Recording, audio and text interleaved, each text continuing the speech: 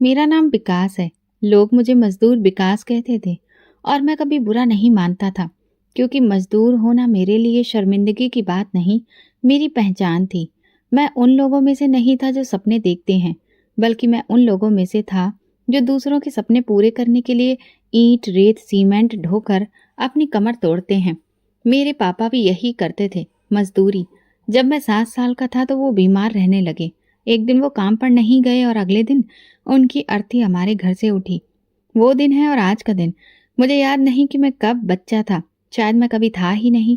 अंतिम संस्कार वाले दिन मेरे कंधे पर पहली बार बोझ पड़ा था और फिर वो बोझ कभी उतरा ही नहीं। घर में 4 ही लोग रह गए थे, मेरी माँ, मेरी 2 छोटी बहनें और मैं। माँ ने रो रो कर आंखें सुजा ली, लेकिन ये आंसू हमारे किसी काम नहीं आए। बहनें छोटी थीं, कुछ समझ नहीं आता था कि क्या करें, कहाँ जाएं। एक दिन माँ ने मुझे गोद में बिठाया, मेरे सिर पर हाथ फेरा और कहा, अब तू ही अपनी बहनों का भाई भी है और पिता भी। बस वो दिन था। मैं स्कूल से निकल गया। मैट्रिक से पहले ही हाथ में बेलचा आ गया। दिन में मिट्टी खोदता, रात को मिट्टी की तरह बिस्तर पर गिर पड़ता। दूसरे लड़के जब अपनी किताबों की बातें करते तो मैं सोचता, काश मेरे हाथ में भी कलम होती। लेकिन मेरे हाथ में बेलचा था और जेब में एक पर्ची जिस पर ठेकेदार का फोन नंबर लिखा था। माँ को कई बार बुखार हो जाता, कभी कभी तो लगता जैसे वो हमें छोड़कर चली जाएंगी, लेकिन वो जमी रही। बस यही कहती, मेरी बच्चियों के हाथ पीले होने तक मैं जिंदा रहूंगी। और मैं चुपचाप सुन लेता, क्योंकि मेरे पास कहने को कुछ नहीं था। एक दिन एक रिश्तेदार ने कहा, विकास, तुम अब जवान हो गए हो, शादी कर लो। मैंने हंसकर कहा, शादी? घर में 3 वक्त की रोटी पूरी नहीं तो बीवी को कहाँ से खिलाऊंगा। लेकिन वक्त गुजरता गया और माँ को फिक्र होने लगी। उन्होंने एक लड़की देखी, साधारण सी, चुपचाप सी, जो हमारे जैसे ही किसी गरीब घर की बेटी थी। मैंने हाँ में सिर हिला दिया, दिल से नहीं, जिम्मेदारी से। शादी हो गई, छोटा सा प्रोग्राम, कुछ साधारण कपड़े और एक नई जिंदगी की शुरुआत। बीवी बहुत सब्र वाली थी। दिन भर मेरी माँ और बहनों के साथ घर का काम करती और कभी शिकायत नहीं करती। मैं कभी कभी सोचता, ऐसी औरत मुझे कैसे मिल गई। शायद मेरे पापा की दुआएं थी। गुजर बसर मुश्किल से होती थी। मैं इधर उधर मजदूरी करता, कभी दिहाड़ी मिलती, कभी नहीं। कई दिन खाली हाथ घर आता। माँ खामोशी से चूल्हा बंद कर देती। मेरी बीबी 2 रोटियां निकाल कर कहती, आप खा लो, मैं दोपहर में खा चुकी हूँ। मैं जानता था वो झूठ बोल रही है, लेकिन मैं चुप रहता था। मेरी बहनों की आंखों में सपने थे, लेकिन मैं उन सपनों की कीमत अदा नहीं कर सकता था। हर रोज उनकी नजरें मुझसे सवाल करती और मैं नजरें चुरा लेता। मुझे लगता था मैं सबका मुजरिम हूँ, हालांकि मैंने कभी कुछ गलत नहीं किया था, सिवाय गरीबी में पैदा होने के। कभी कभी रात को जब सब सो जाते, मैं चुपचाप आसमान की तरफ देखता और कहता, भगवान, मैं तुमसे कभी कुछ नहीं मांगता, लेकिन आज मांगता हूँ, बस थोड़ा सा सुकून दे दो। लेकिन चारों तरफ से सिर्फ खामोशी होती। अगले दिन फिर से मजदूरी पर निकल जाता। पत्नी को जब कभी देखता, वो घर के किसी कोने में बहनों के कपड़े सिल रही होती या माँ के पांव दबा रही होती। उसने कभी मुझसे जेवर या चूड़ी नहीं मांगी, सिर्फ एक बार कहा था, अगर भगवान हमें औलाद दे दे तो बस, फिर मुझे और कुछ नहीं चाहिए। मैंने सिर हिला दिया, जैसे उसकी बात सुन ली हो। लेकिन मेरे दिल में एक डर था, अगर भगवान ने हमें कभी औलाद नहीं दी तो क्या ये औरत फिर भी मेरे साथ रहेगी? लेकिन उसकी आंखों में जो यकीन था, वो मेरे सारे शक को चुप करा देता था। मेरे पास सपने नहीं थे, बस जिम्मेदारियां थीं। मैं खुद को दफन कर चुका था, एक ऐसे इंसान की तरह जो सांस तो ले रहा है लेकिन जिंदा नहीं है। कभी कभी मजदूरी के बाद जब तनख्वाह हाथ में आती तो मैं उसे घूर कर देखता और सोचता, क्या यही जिंदगी है, क्या यही मुकद्दर है? लेकिन मैंने हार नहीं मानी, ना अपनी माँ के लिए, ना बहनों के लिए और ना उस पत्नी के लिए जो हर रात मेरे इंतजार में दरवाजे पर बैठी होती थी और सुबह सबसे पहले मेरे कपड़े धोकर सूरज की पहली किरण में सुखाती थी। शादी को धीरे धीरे 2 साल गुजर गए। रिश्तेदारों की नजरें बदलने लगी।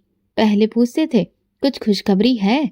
अब कहते, कोई इलाज करवाया कि नहीं?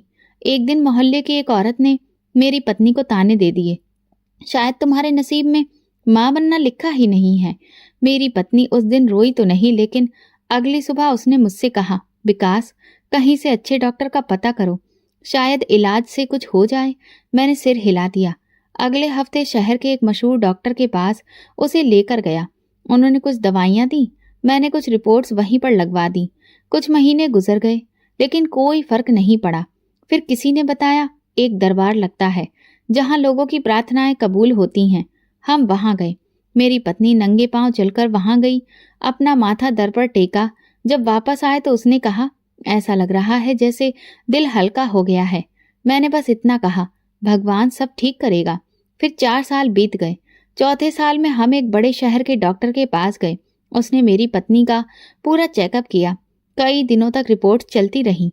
आखिर में उसने हमें अंदर बुलाकर कहा, सब कुछ ठीक है, बस कुछ वक्त की बात है। हम उम्मीद लेकर वापस आ गए, लेकिन वो वक्त जैसे ठंडे लोहे की तरह रुक गया था। बीबी हर मोहल्ले के बच्चे से प्यार करती। अगर कोई बच्चा आता तो उसके हाथ में कुछ न कुछ पकड़ा देती थी। मैंने एक बार उसे बच्चों की किताबें खरीदते हुए देखा था। मैंने पूछा, ये किसके लिए? तो वो कहने लगी, ऐसे ही, शायद काम आ जाए। छठे साल में माँ की तबीयत काफी बिगड़ गई। मैं बहुत ज्यादा व्यस्त हो गया था। डॉक्टर, दवाइयाँ, अस्पताल। इस दौरान पत्नी ने खुद ही एक डॉक्टर से इलाज शुरू करवा लिया था। जब मुझे पता चला तो मैंने गुस्से में कहा, तुम इतने लोगों से इलाज क्यों करवा रही हो? उसने बस इतना कहा, शायद किसी के हाथ में भगवान ने कोई चमत्कार रख दिया हो जो हमें हमारा बच्चा दे दे। 7वें साल में मैंने बीबी के चेहरे से वो मुस्कुराहट भी खो दी जो पहले कभी किसी छोटी सी खुशी पर आ जाती थी। वो चाय बनाती, घर साफ करती और फिर छत पर जाकर एक टक आसमान की तरफ देखती रहती। मैं अक्सर उसे नीचे से देखता और सोचता, क्या वो वहां किसी से बात करती है? 8वें साल में वो एक बाबा जी के पास गई जो ये कहते थे कि ताबीज से सब कुछ ठीक हो जाएगा। मैं ताबीज लाया, दीवार पर लटकाया, उनकी दी हुई पुड़िया पानी में घोल कर पिलाई। कुछ दिनों बाद मेरी पत्नी बोली, विकास, शायद मेरे नसीब में माँ बनना नहीं है। मैंने कहा, नसीब से बड़ा भगवान है, वो देगा जब वक्त आएगा। 9वें साल में मेरी बहनों की शादी की बातें होने लगीं, लेकिन लोग सवाल करते, भाई के यहाँ तो अभी इतने साल बाद भी कोई औलाद नहीं हुई। वे ऐसे रहते जैसे ये कोई बहुत बड़ा नुक्स हो। मैं इनकार में सिर हिलाता और वे वापस मुड़ जाते। एक दिन पत्नी बाजार से लौटते हुए रास्ते में रो पड़ी। एक औरत ने उससे पूछा, तुम्हारा बच्चा कहाँ है? तो वो खामोश रही। जब वो घर लौटी तो मैंने देखा कि उसकी आंखें लाल थीं। मैं कुछ कह नहीं सका, बस पानी का गिलास दिया। वो चुपचाप पीकर सो गई। 10वें साल हम दोनों में बातें कम हो गई थीं। अब वही पुराना रूटीन था, सुबह काम, शाम की खामोशी और हर रात एक सवाल जो आंखों में होता, जुबान पर नहीं आता। लेकिन एक रात कुछ बदला। मैं छत पर बैठा था, वो मेरे पास आकर बैठ गई और देर तक चुपचाप रही। फिर बोली, विकास, अगर हमारे नसीब में औलाद नहीं है तो क्या तुम कभी सोचोगे कि मेरी वजह से ये कमी है? मैंने कहा, नहीं, तुम ही मेरी पूरी दुनिया हो। वो थोड़ा सा मुस्कुराई और कहा, फिर मुझे दुआ के सहारे जीने दो, शायद कोई चमत्कार हो जाए। मैंने उसकी तरफ देखा। पहली बार लगा दुआ वाकई में एक उम्मीद होती है, दवा नहीं, लेकिन दवा से ज्यादा ताकतवर। हमने उस रात एक साथ आसमान की तरफ देखा, जैसे हम दोनों ने पहली बार मांगा हो। एक नन्ही सी हंसी, एक छोटे से कदम की चाहत जो हमारे सन्नाटे को तोड़ दे। फिर एक सुबह थी, सब कुछ साधारण सा लग रहा था। मैं अपने काम पर जाने के लिए जूते पहन रहा था कि पत्नी ने कहा, विकास, जाते जाते जरा बाजार से कुछ चीजें लेते आना। मैंने चौंक कर देखा, वो थोड़ी घबराई हुई लग रही थी। मैंने पूछा, सब ठीक तो है? उसने नजरें चुराकर कहा, हाँ, बस यूं ही तबीयत कुछ अजीब सी लग रही है। वो दिन गुजर गया। अगले दिन भी उसकी तबीयत कुछ ठीक नहीं थी। शाम को लौटा तो उसके हाथ में एक रिपोर्ट थी। मैं काम से आ रहा था, पसीने में भीगा हुआ। दरवाजे पर वो खड़ी थी, मुस्कुरा रही थी। उसने वो रिपोर्ट मेरे हाथ में पकड़ा दी। मैंने सवालिया नजरों से उसे देखा। वो कहने लगी, तुम पापा बनने वाले हो। मेरे कानों में जैसे घंटियां बजने लगी। जमीन पर जैसे मेरे लिए फूल उगाए हों। मेरे पैरों के नीचे फूल थे।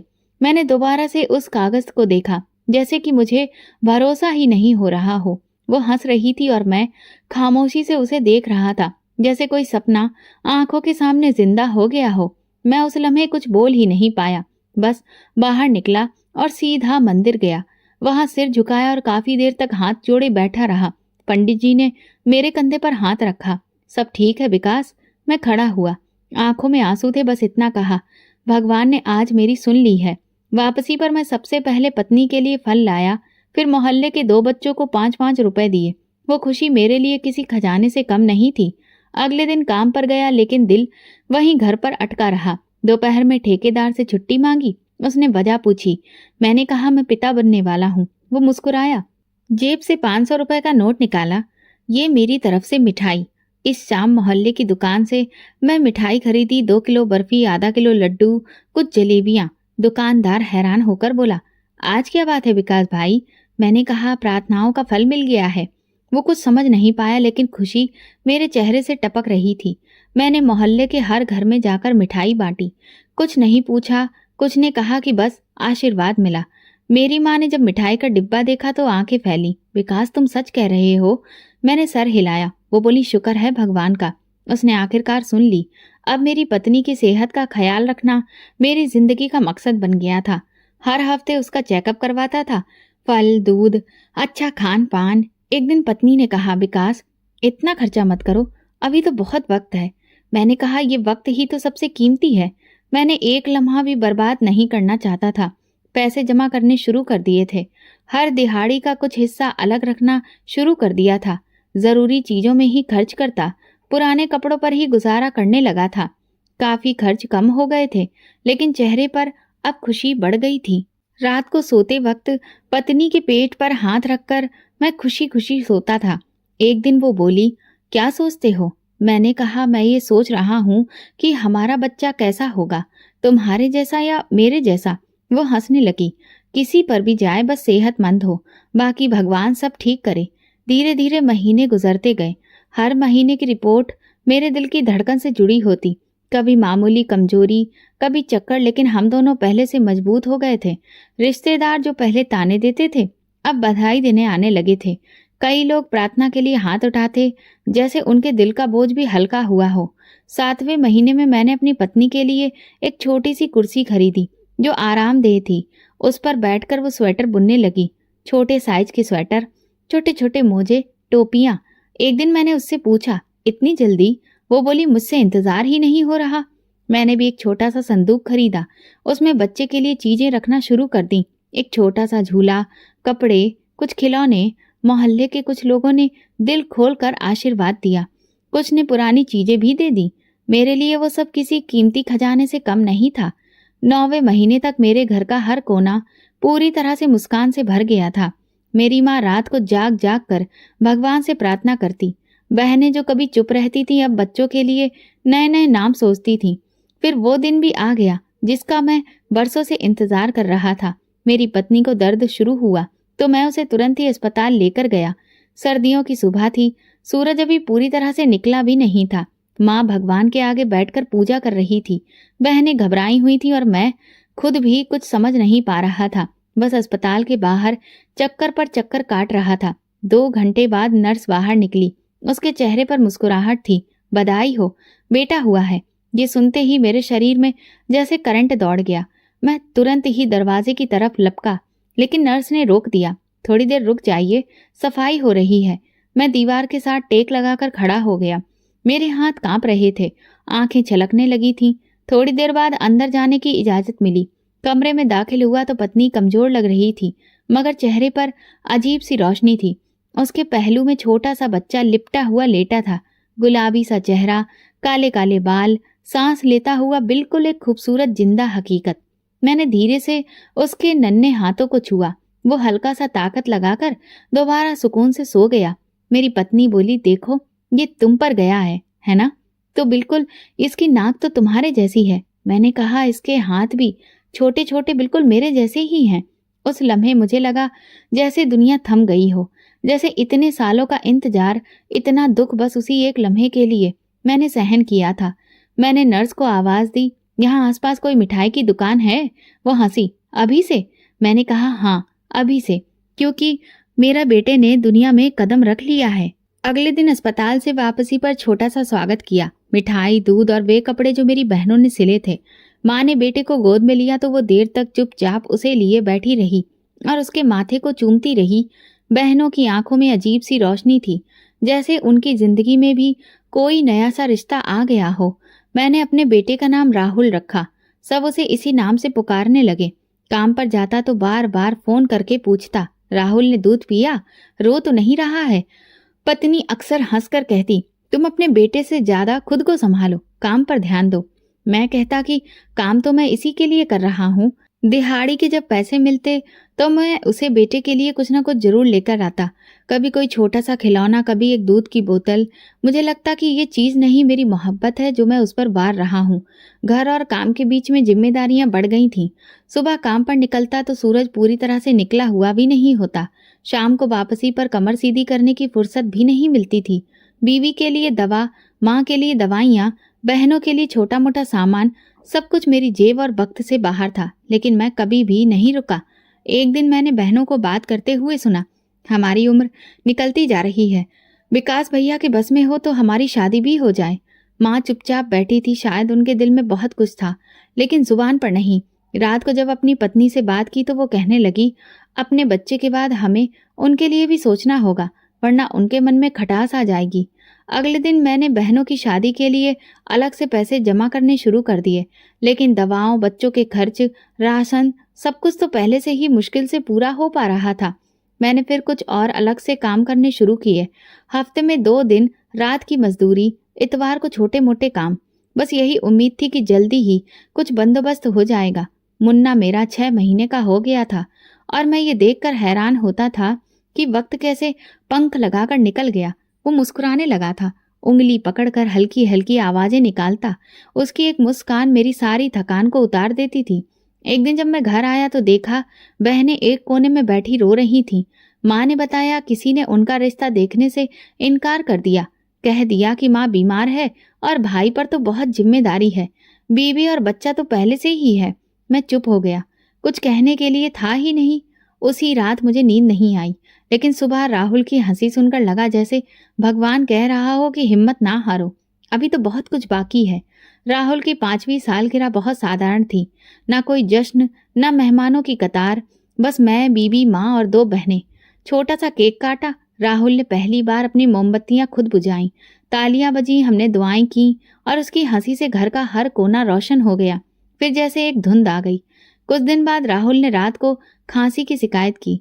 मैंने सोचा मौसम बदला है, बच्चे के साथ अक्सर ऐसा हो ही जाता है। पत्नी ने उसका बुखार चेक किया, हल्का था। हमने उसे नीम के पत्तों की भाप दी। ये पुराना नुस्खा है जिसने कई बार काम दिखाया था। अगली सुबह बुखार तेज हो गया था, सांस भी फूली फूली सी थी। मैं उसे पास वाले क्लिनिक में लेकर गया। डॉक्टर ने कहा छोटा मोटा वायरस है, मैं दवा दे रहा हूँ, 2 दिन में फर्क पता चल जाएगा। 2 दिन गुजर गए, फर्क नहीं आया। तीसरी रात राहुल की सांसें तेज हो गईं। पत्नी चीखने चिल्लाने लगी, विकास ये सांस नहीं ले पा रहा है। मैं हड़बड़ाकर उठ बैठा, उसे गोद में उठाए रात के अंधेरे में फिर से क्लिनिक की तरफ दौड़ पड़ा। डॉक्टर ने नेबुलाइजर लगाया। कुछ देर के बाद सांस में थोड़ा सुकून आया। मैंने पूछा, क्या ये साधारण जुकाम बुखार है? वो बोला, लगता तो वैसा ही है, मगर थोड़ा सावधानी रखें, अगर फिर से ऐसा हो तो किसी बड़े अस्पताल में लेकर जाएं। मैंने सर हिलाया, लेकिन दिल में कुछ टूटने लगा था। कुछ दिन तो सुकून से गुजरे। राहुल फिर से हंसने लगा, थोड़ा दौड़ने लगा, लेकिन अब वो पहले जैसी बात नहीं रही। पत्नी बार बार कहती, विकास ये पहले जैसा नहीं रहा। मैं उसे तसल्ली देता, बुखार आने के बाद शरीर में कमजोरी आ जाती है, दवा धीरे धीरे असर कर रही होगी। फिर 1 हफ्ते बाद स्कूल से फोन आया, आपका बच्चा क्लास में बेहोश हो गया है, तुरंत आ जाइए। मैं दौड़कर पहुंचा। मुन्ना के चेहरे पर लालामी थी, पसीना इतना जैसे वो भाग कर आया हो। मैं उसे गोद में उठा लाया। वो आंखें आधी खोलकर कहने लगा, पापा सांस नहीं आ रही। मैं उसे सीधा अस्पताल ले गया, जो थोड़ा अच्छा था। वहां एक नौजवान डॉक्टर ने चेकअप किया, कुछ टेस्ट लिखे और कहा, फिलहाल सांस की नलियों में कुछ दिक्कत लग रही है, दवा दी है, कुछ दिनों में ये बेहतर हो जाएगा। मैं देर तक चुप बैठा रहा। बीवी मेरे करीब आई और राहुल को देखकर कहने लगी, ये पहले जैसा क्यों नहीं लगता? पहले तो ये हर वक्त बोलता था, खेलता था, लेकिन अब तो बस हर वक्त लेटा रहता है। मैंने अपनी पत्नी की बात का कोई जवाब नहीं दिया, बस राहुल के सिर पर हाथ रखा। वो आधी नींद में कुछ बड़बड़ा रहा था। इसके बाद मैंने हर करीबी डॉक्टर का दरवाजा खटखटाया। हर कोई नई दवा, नया नुस्खा देता। मैं दवाओं का थैला घर लेकर आता और हर बार पत्नी सवाल करती, क्या इस बार ये दवा काम करेगी? मैं थकने लगा था, काम पर ध्यान नहीं जाता था। मन में बस एक ही ख्याल आता, मेरे बच्चे को क्या हो रहा है? वो दिन ब दिन कमजोर हो रहा था। उसे गोद में उठाना पहले खेल जैसा होता था, अब बोझ लगने लगा था। उसकी टांगें झूलने लगती थीं, बाजू पतले होते जा रहे थे। एक दिन पत्नी ने कहा, विकास, अब हमें बड़े अस्पताल में क्यों नहीं जा रहे हैं? तुम देख रहे हो कि यहाँ के इलाज से कुछ भी नहीं हो रहा। मैं खामोश रहा। जब मेरे पास इतना कुछ भी नहीं था तो प्राइवेट अस्पताल में जाने का मतलब था हजारों रुपए, और मेरे पास तो सिर्फ थोड़े पैसे थे। लेकिन अगली ही सुबह वही हुआ जिसने मेरे पैरों तले की जमीन खींच ली। राहुल को अचानक बहुत तेज बुखार आया। उसकी सांस उखड़ गई और वो इतना कमजोर हो चुका था कि सीधे बैठने की ताकत भी नहीं रही थी। पत्नी ने कपड़े बदलते हुए चिल्लाना शुरू किया, विकास, ये क्या हो रहा है? ये तो 2 कदम भी नहीं चल पा रहा। मैंने उसी वक्त फैसला किया, कुछ भी हो उसे शहर के बड़े अस्पताल लेकर जाना है। घर में मौजूद सारे पैसे समेटे, पत्नी की 2 पुरानी चूड़ियां रखी, बहनों से माफी मांगी और बेटे को गोद में उठाकर अस्पताल की तरफ निकल पड़ा। रास्ते में राहुल की आंखें बंद होने लगीं। मैंने उसके गाल पर थपकी दी। राहुल, देखो, पापा है तुम्हारे साथ। अभी डॉक्टर आंटी तुम्हें ठीक कर देंगी। बस थोड़ा सा और सब्र कर लो। वो कमजोर सा मुस्कुराया, जैसे कि मुझे हिम्मत देने की कोशिश कर रहा हो। शहर अभी दूर था, लेकिन मेरे दिल में बस एक ही प्रार्थना थी, बस अस्पताल पहुंचने तक वो जागता रहे। शहर के अस्पताल पहुंचते पहुंचते शाम हो चुकी थी। राहुल का शरीर पसीने से भीगा हुआ था। सांस इतनी तेज थी जैसे हर सांस किसी पत्थर को उठाकर ला रही हो। पत्नी की गोद में वो बेसुध सा पड़ा था और मेरी नजरें गेट पर लगी थी, जहां अंदर जाने की इजाजत एक रजिस्ट्रेशन और रकम से जुड़ी हुई थी। मुख्य गेट पर पहुंचे तो वहां कागजात भरवाए गए। डॉक्टर को दिखाया गया। नर्स तुरंत राहुल को इमरजेंसी रूम में लेकर गई। हम दोनों बाहर बैठे थे। सांसें रुकी हुई थी। दिल तो जैसे हाथ में आ गया था। कुछ देर बाद डॉक्टर बाहर आया। उसका चेहरा गंभीर था। वो बोला, हमने उसका चेकअप कर लिया है, तुरंत ही उसे एडमिट कराना होगा। दिल के बॉल्व में रुकावट है, तुरंत ऑपरेशन करना होगा। मेरी पत्नी ने डॉक्टर का बाजू पकड़कर पूछा, क्या वो बच जाएगा? डॉक्टर ने पलकों को झुकाते हुए कहा, अगर वक्त पर इलाज हो गया तो हाँ, लेकिन देर हुई तो फिर हम कुछ नहीं कह सकते। डॉक्टर ने एक कागज पर रकम लिखकर दे दी, साथ में फार्मेसी की पर्ची भी। मैंने पर्ची को हाथ में लिया और उसे देखा, जैसे कि वो कोई बारूद हो।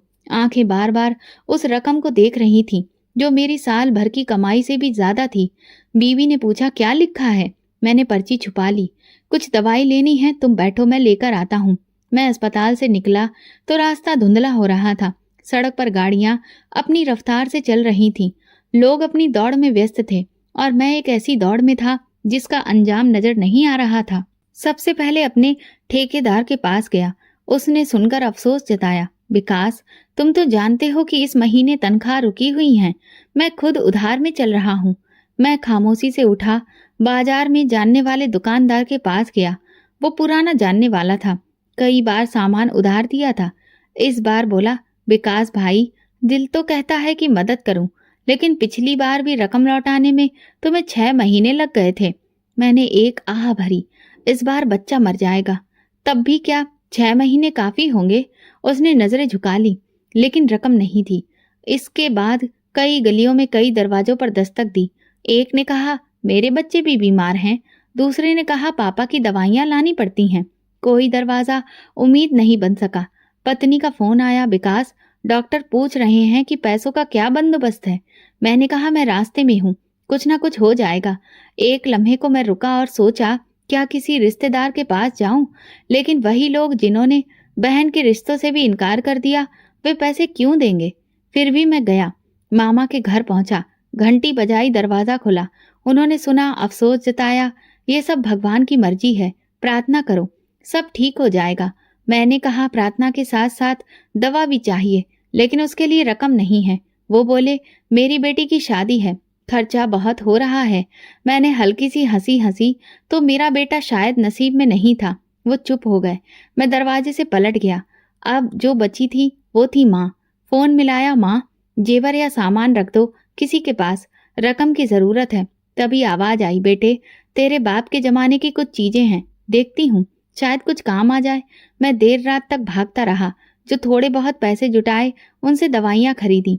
अस्पताल पहुंचा, नर्स बोली, सर कल तक रकम जमा हो जानी चाहिए। पत्नी ने कुछ पूछा नहीं, सिर्फ बेटे के सिर पर हाथ फेरती रही। उसकी सांसें पहले की तरह ही भरी हुई थी, जैसे हर लम्हा खुद को किसी कैद से छुड़वाना चाहता हो। मैं चुप बैठा रहा। सुबह सूरज निकला। मैं समझ चुका था अब सिर्फ एक चमत्कार ही मेरे बेटे को बचा सकता है, या कोई ऐसा हाथ जो बिना सवाल के थामा जाए। और वो हाथ अभी तक कहीं नजर नहीं आया था। रात के आखिरी पहर तक मैं अस्पताल की गैलरी में बेमकसद चलता रहा। डॉक्टर की बातें मन में गूंज रही थीं। कल सुबह तक रकम नहीं पहुंची तो हम कुछ भी नहीं कर पाएंगे। पत्नी एक कोने में बैठी थी, बेटे का सिर गोद में रखा हुआ, और मैं एक ऐसी जंग में था जिसका हथियार मेरे हाथ में नहीं था। सुबह होने को थी। रोशनी ने अंधेरे को धकेलना शुरू किया तो दिल में कुछ और डूबने लगा। मैंने खुद को कमरे से बाहर निकाला, पार्किंग में जाकर बेंच पर बैठ गया। ठंडी हवाएं चेहरे को छू रही थी।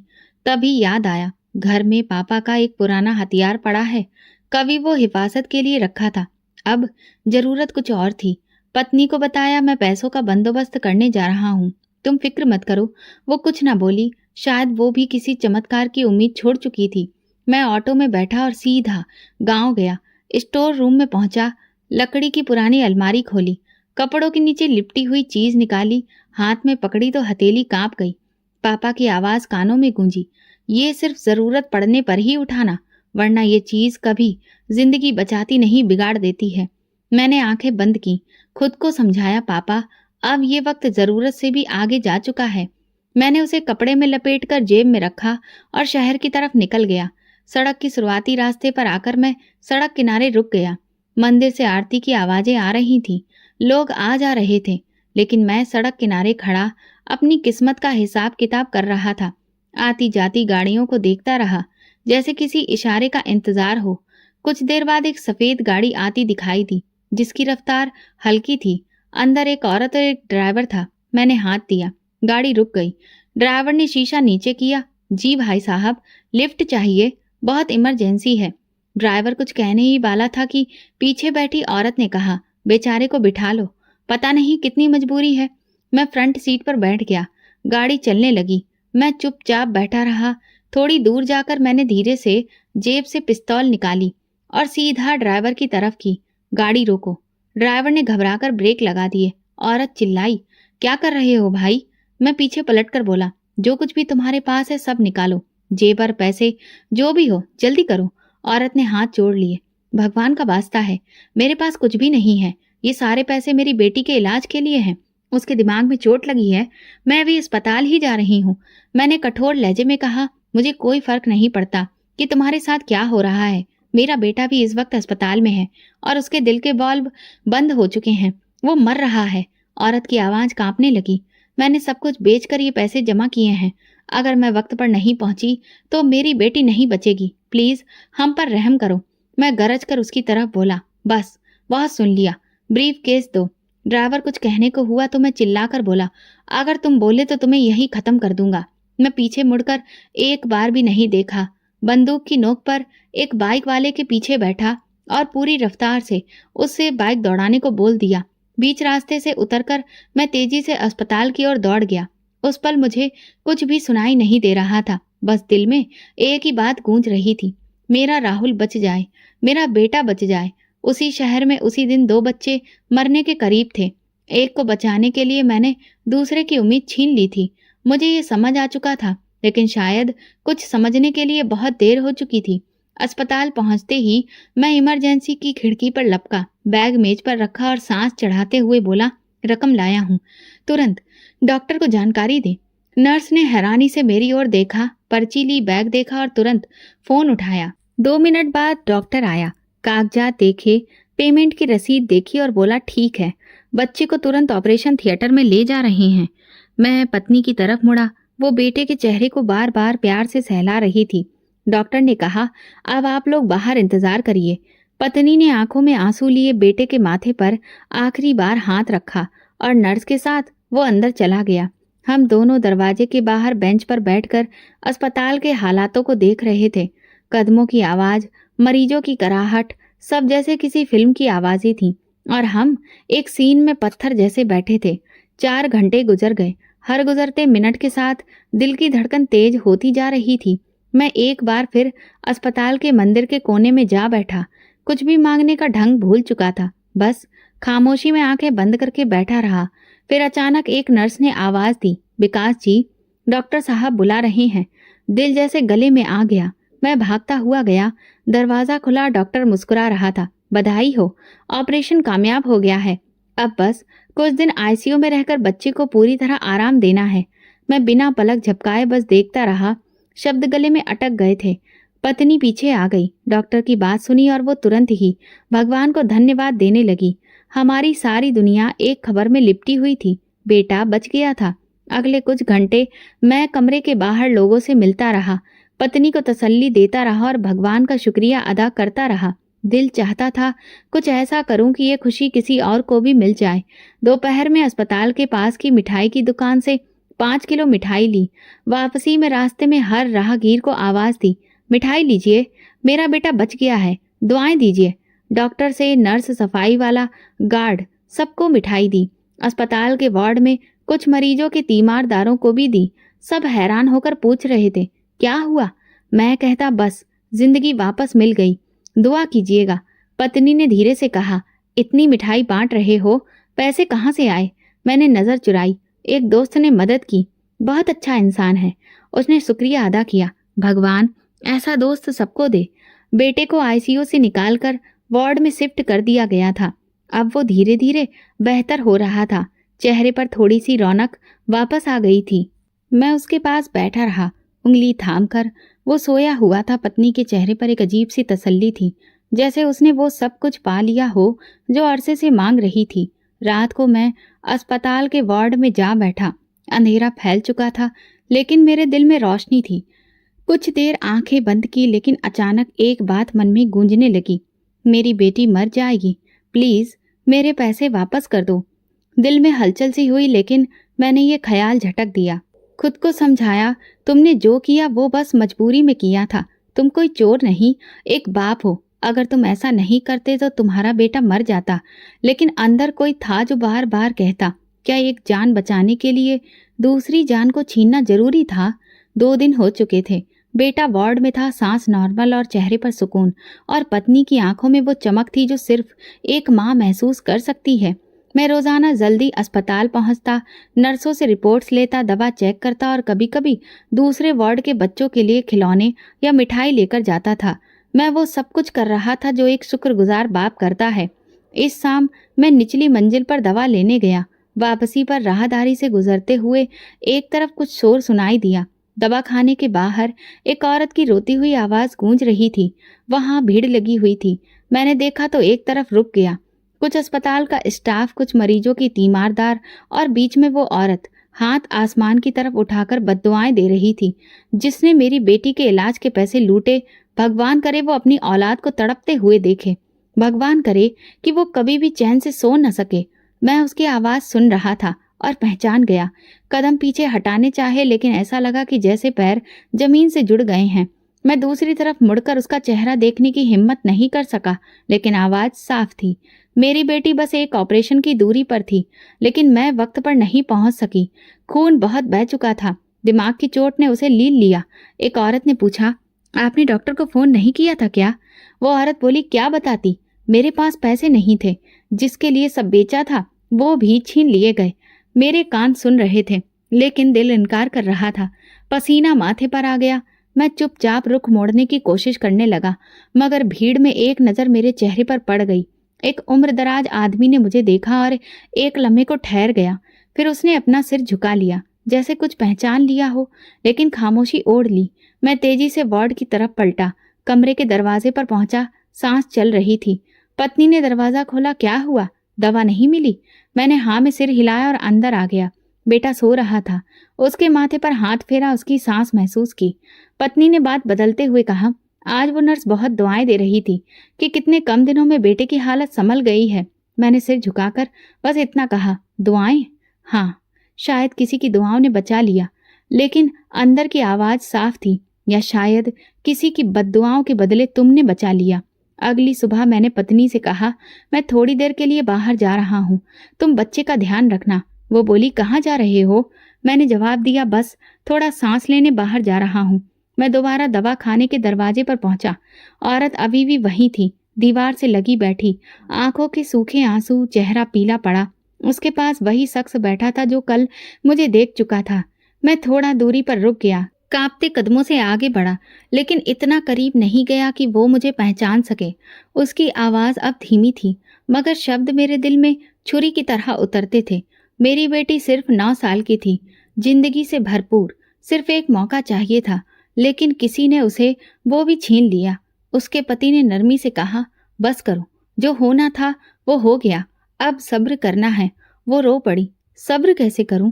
जिसने हमें लूटा, क्या उसे कभी अपने किए पर शर्मिंदगी होगी? मेरा दिल दहल गया। मैं वहां से हट गया। अस्पताल के पिछले हिस्से में जाकर दीवार से टेक लगा ली। मेरी सांसें फट रही थीं और ज़मीर एक एक लम्हा याद दिला रहा था, वो ठीक है। वो ब्रीफकेस, वो आंखों की प्रार्थना और मेरी बेबसी। मैंने खुद से सवाल किया, क्या मैंने अपने राहुल को बचा लिया या फिर एक माँ से उसका बच्चा छीनकर अपनी औलाद को खरीद लिया? कुछ देर वहीं बैठा रहा, फिर मैंने जेब से वो पर्ची निकाली जो डॉक्टर ने ऑपरेशन से पहले दी थी।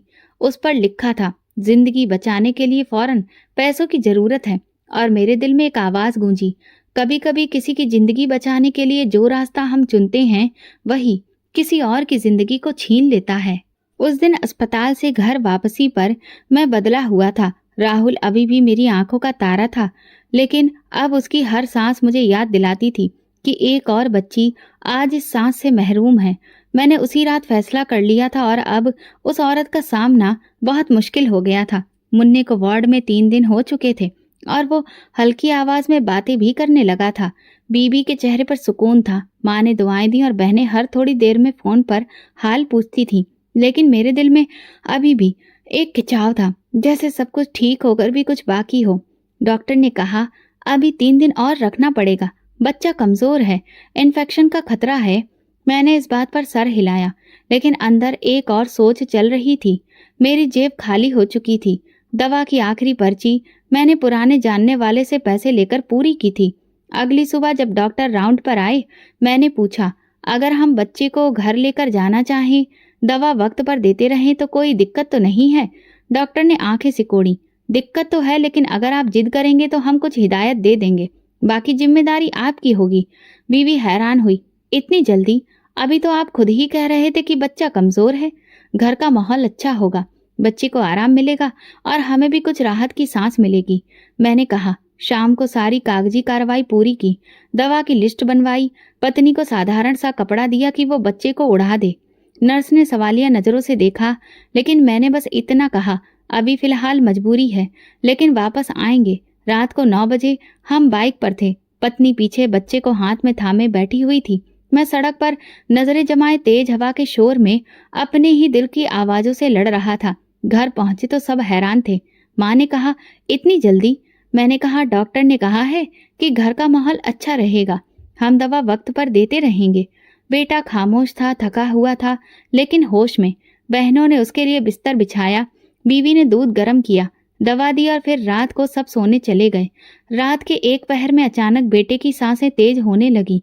वो हड़बड़ाकर उठ बैठा, सीने पर हाथ रखकर, और हल्के से एक दबी चीख निकाली, पापा, सांस सांस नहीं आ रही। पत्नी ने घबराकर मुझे जगाया, विकास, फिर वैसा ही हो रहा है। मैंने उसे गोद में उठाया, उसका शरीर तप रहा था, सांस उखड़ रही थी। मैंने पत्नी से कहा, चलो अभी अस्पताल चलना होगा। माँ पीछे से बोली, क्या हुआ विकास? मैंने बस इतना कहा, बेटा दोबारा बीमार हो गया है, अस्पताल वापस जाना है। फिर वही रास्ता, वही बाइक, वही अस्पताल, लेकिन इस बार सब और था। जैसे मैं जानता था कि मैंने गलती कर दी है। जैसे ही दरवाजे पर पहुंचे, नर्स ने पहचान लिया, आप तो ले गए थे बच्चे को, क्या हुआ? मैंने कहा, तबीयत बिगड़ गई है, सांस नहीं ले पा रहा है। बेटे को दोबारा आईसीयू में अंदर ले लिया गया। डॉक्टर ने दरवाजा बंद किया। मैं और मेरी पत्नी बाहर बेंच पर बैठ गए। उसके होंठ कांप रहे थे, आंखों में वही डर जो पिछले हफ्ते था। उसने सवाल किया, विकास, तुम क्यों उसे वापस लेकर आ गए थे? मैंने तो मना किया था ना। मैंने उससे कहा, मेरे पास अब और पैसे नहीं थे, इसीलिए एडमिट रखना मुमकिन नहीं था। मेरी पत्नी ने मेरे बाजू को झंझोड़ा, तो तुमने उसकी जान के बदले पैसे बचाए हैं, अगर उसे कुछ हो गया तो?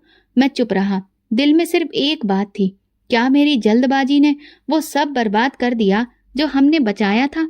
कुछ देर बाद डॉक्टर बाहर आया। उसका चेहरा गंभीर था। बच्चे को इन्फेक्शन हो गया है, सांस की नली में फिर से वही दिक्कत हो गई है। हमें उसे दोबारा ट्रीटमेंट देना पड़ेगा। ऑपरेशन तो कामयाब हो गया था, लेकिन आप उसे वक्त से पहले ही ले गए। ये बहुत बड़ी गलती थी। मैंने धीरे से पूछा, अब क्या होगा? डॉक्टर ने जवाब दिया, अब हम पूरी कोशिश कर रहे हैं, लेकिन अगले 24 घंटे बहुत खास हैं। पत्नी जमीन पर बैठ गई, हाथ में पल्लू लेकर मुंह पर रखा और फपक फपक कर रोने लगी। मैंने बस इतना कहा, ये सब मेरी गलती है। अस्पताल की वो रात जैसे खत्म ही नहीं हो रही थी।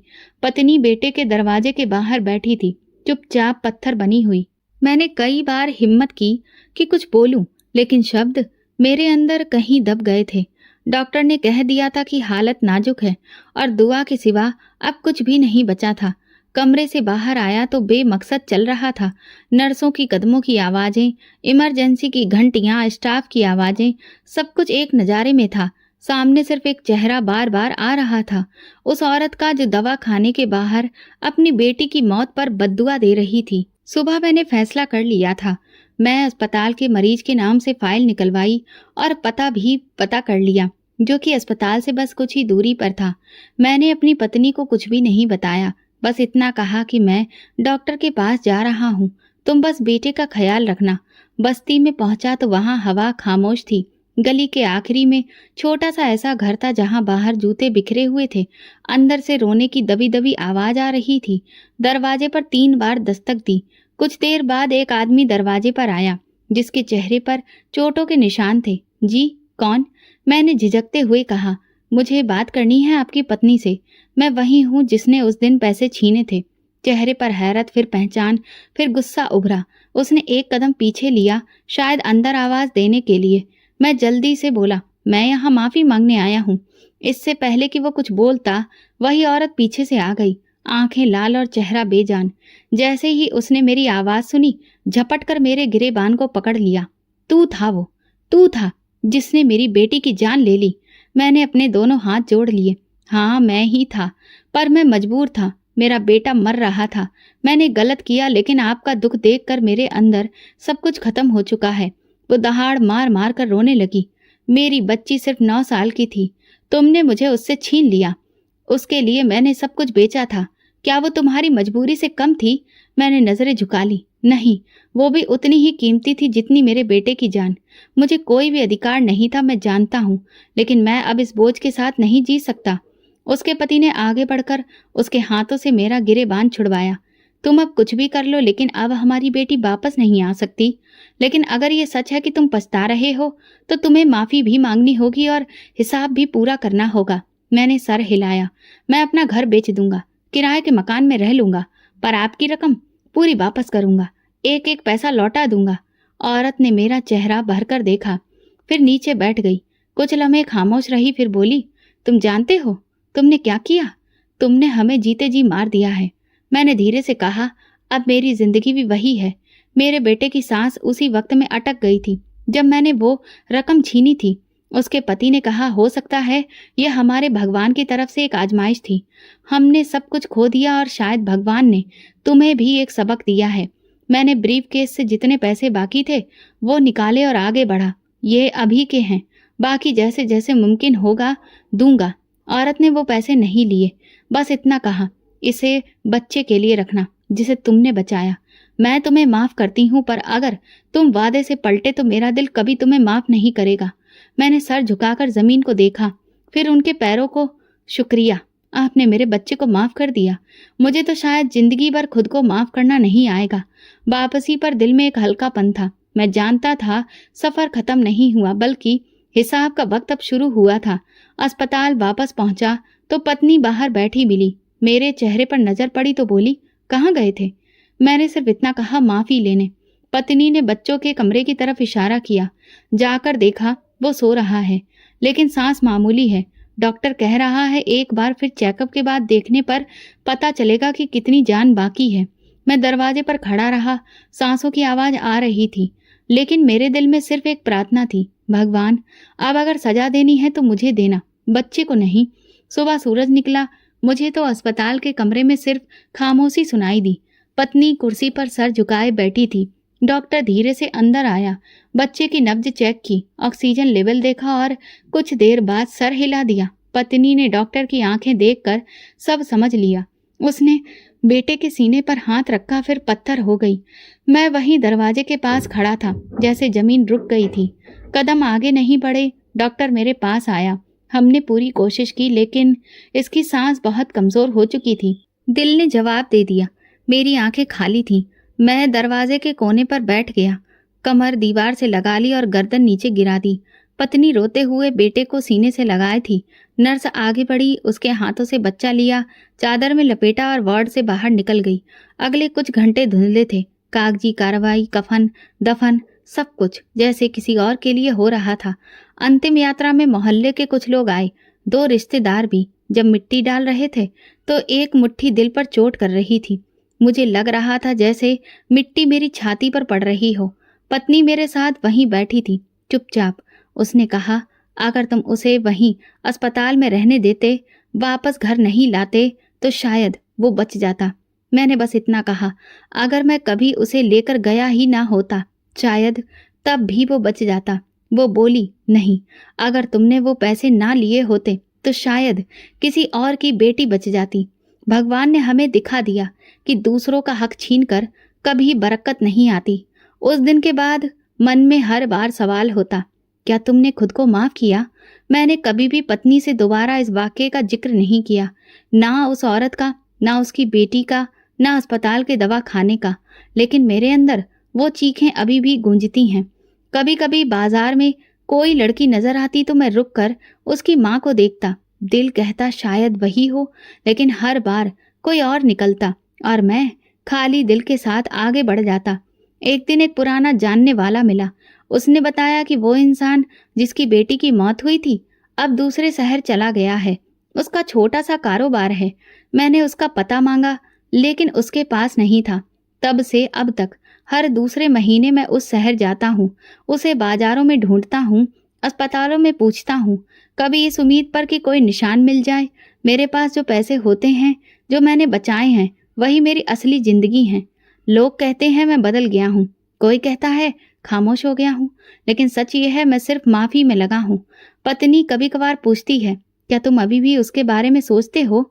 मैं कहता हूँ, जब तक सांस बाकी है तब तक सोचना बाकी है। और आज जब आप ये कहानी सुन रहे हैं तो ये सिर्फ मेरी कहानी नहीं, ये मेरे ज़मीर की आवाज़ है। भगवान ने मुझे माफ़ कर दिया या नहीं, मैं ये नहीं जानता, लेकिन मैं तब तक चैन से नहीं सो सकूंगा जब तक उसका हक वापस नहीं कर दूं। अपने फ़ायदे के लिए किसी मजलूम का हक छीनना कभी सुकून नहीं दे सकता। तो दोस्तों, अगर आपको हमारी कहानी पसंद आई हो तो कमेंट करके ज़रूर बताएं। वीडियो को लाइक करें और ज़्यादा से ज़्यादा शेयर करें। अगर आप चैनल पर नए हैं तो सब्सक्राइब ज़रूर करें और नोटिफिकेशन बेल दबाएं ताकि अगली अपडेट सबसे पहले आपको मिले। धन्यवाद।